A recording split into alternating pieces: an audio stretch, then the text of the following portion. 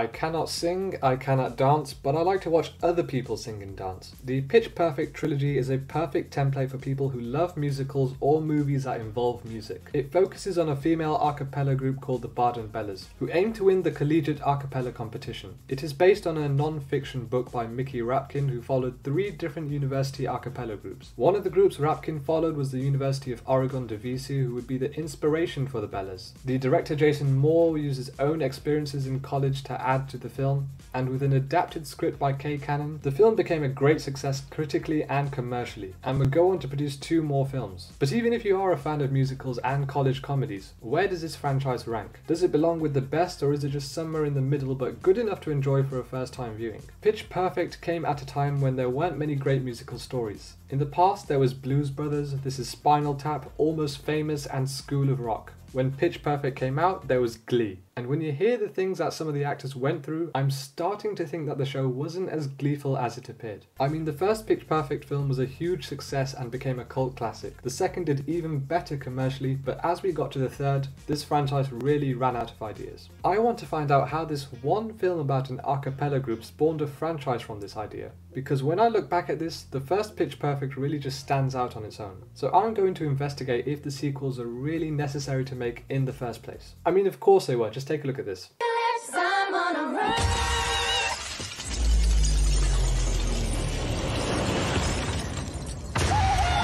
So you're probably wondering, how did an a cappella group end up in some hostage heist conflict? In the same way the Fast and Furious went from being a movie about street racing to becoming an international espionage franchise. Well, the only way to unravel that is by going back to the first film. All of the Pitch Perfect movies focus on Becca as the main character. She wants to be a music producer, but her father wants her to take up a real profession, so she must attend college. She's very reserved and shut in, having no desire to mix and make new friends, which is evident when her obvious love interest makes many moves to get to know her. I like that her character was the opposite of the personality you typically need to become an a cappella singer. And that was what really stood out with the Bellas. Each member had a distinctive personality. You were singing Titanium, right? You know David Guetta? Have I been living under a rock? Oh, shout out to his family.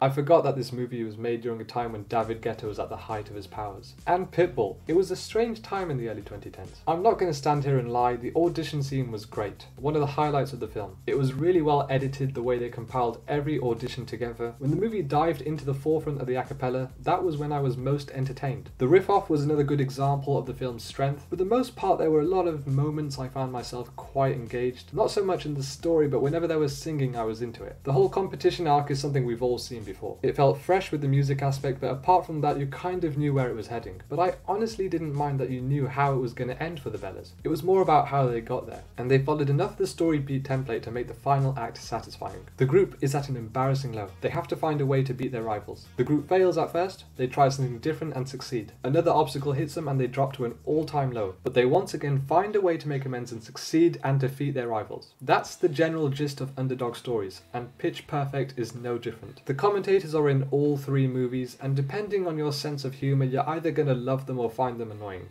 They're constantly insulting everyone, and I personally found it quite funny. Even though everything the guy commentator said was sexist, it was supposed to be exaggerated to the point where it becomes ridiculous, and you can't help but see the funny side to it. I wasn't really amused by the throwing up bit regarding Aubrey's panic fear. It was there to make you laugh, but for me it was just gross. But for some reason those scenes will stick with me when I think of this movie. So yeah, the humour in this film was kind of so-so, but the a cappella made up for the story's faults. So not a bad start to the trilogy. Let's see if the sequel was justified on its own merit. Okay, she has no underwear on. We have a commando situation. There is a commando situation on stage!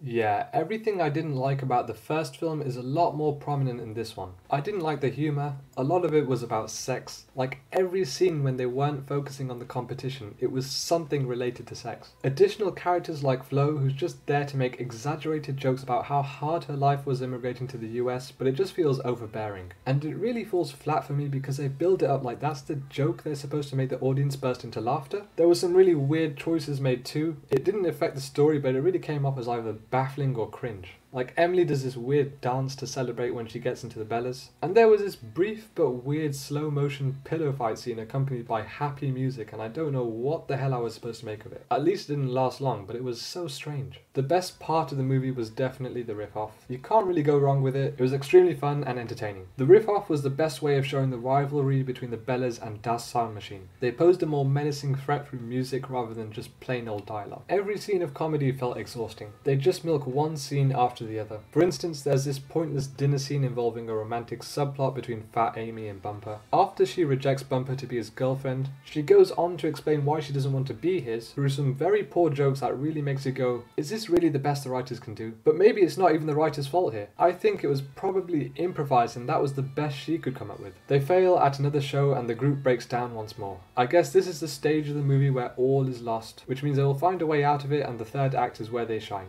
This time they go to a retreat, but not a spiritual one, more like a health and fitness one. And surprise surprise, the group are closer than ever and ready to take on Das Sound Machine in the World Championship. I mean, everything just seems to go nowhere but up from here. And when I say everything, I mean everything. A subplot involving Becca as an intern where she tries to succeed at becoming a music producer was at first very interesting. Her boss Key and Peele gave her genuine advice on the industry and how she can do better, and I thought this was actually a far more intriguing side story than the main plot itself. But at the start of the third act, everything was coming full circle with no obstacles whatsoever. Becca manages to impress Key and Peele with her song. But where did this hard work come from? Was the power of friendship at the retreat really all it took? I think it would have been better if Key and Peele still remained constructive on Becca's song, offering real life feedback. But no, everything she did was perfect. So yeah, this movie was definitely a step down from the first, but what came next just put the franchise to rest. At least from a movie sense. This one starts with a rendition of Toxic in a yacht, and it turns into some espionage.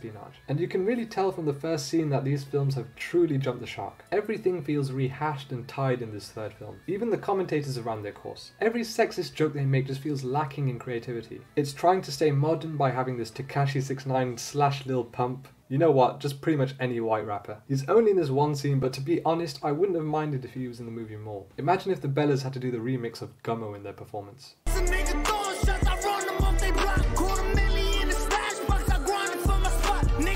None of the male cast are in this movie, and I think that the actors made the right choice not being in this. This film really struggles in terms of pacing. It's the shortest of the three, but feels the longest. All of the characters are kind of feeling unfulfilled and underwhelmed with their lives after college, and see the Bellas reunion as a chance to start fresh again. I don't even know why. It feels like everything the characters went through in the second film, they would have matured in some way. Becca is still struggling to find her voice as a music producer, but all that progress she made in the second film is non-existent. And one of the characters who I don't really care about that much is pregnant. I mean, what was the point of that? It had no relevancy towards the story. Oh wait, it was so Emily could join them on the tour as a replacement. What a smart move from the writers. The riff-off with the other musicians was probably the highlight of the film again. Actually, I think it was the only good part of the film. So something shocking happens in this movie that's completely different from the last two films. There's a tour which the Bellas are invited to. But there are other performers there too. And they aren't a cappella groups, but rock bands and hip-hop artists who play with instruments. And one of them will be chosen to open for DJ Khaled. Yeah, it's a competition again. What did you expect, guys? A real-life depiction of struggling artists in the industry with a heartwarming and tender reunion where the group come together for one last gig in a bittersweet conclusion? You came to the wrong show, because here we are introduced to Fat Amy's dad, and this plot is one of the worst things I've seen in the movie. I don't know what movie I was watching at this point. I was so checked out. And you know what was worse? The actor who played Amy's dad is a very damn good actor, and he was wasted. This man is Lord Farquaad and the Trinity Killer from Dexter. That's the most versatile range I've seen from an actor. I mean, I thought this was going to be some wholesome story about Amy reconnecting with her father.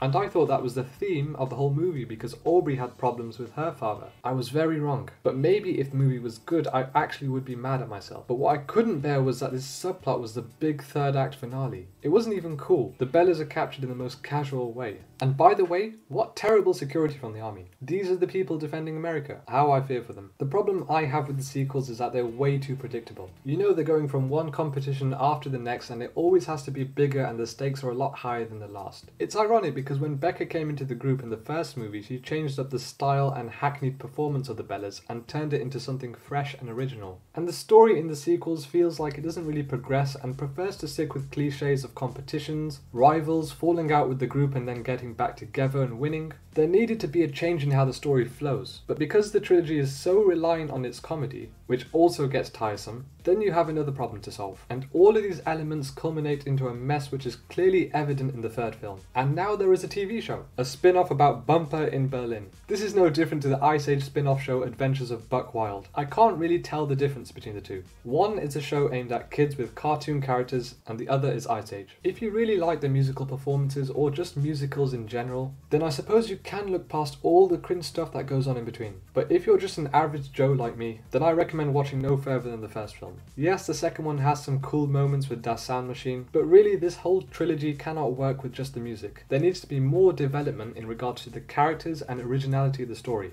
Otherwise, it becomes tiresome, and that's exactly what happened with this franchise.